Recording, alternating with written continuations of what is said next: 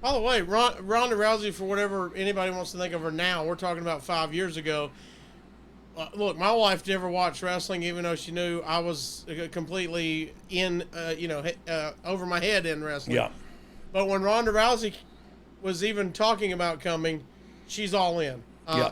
And that's exactly why you bring in a Ronda Rousey. Of course, yeah, it's crossover. You got fans, let's get more fans. Yeah, how do you open up those channels to bring in maybe the lapsed fan that hasn't watched in a while, or maybe the fan that hasn't ever watched, but her popularity brings their eyeballs over to our product. And so, yeah, look, bringing Ronda's on board is smart business. And I don't care what anybody thinks about that.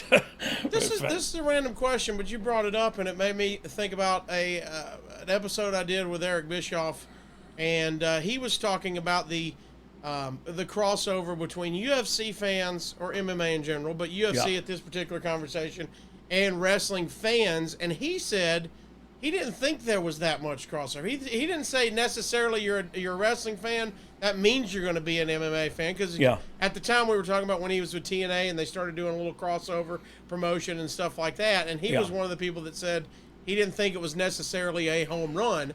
But what's your thoughts? But if it's from a business standpoint, if it's a double, ain't that good?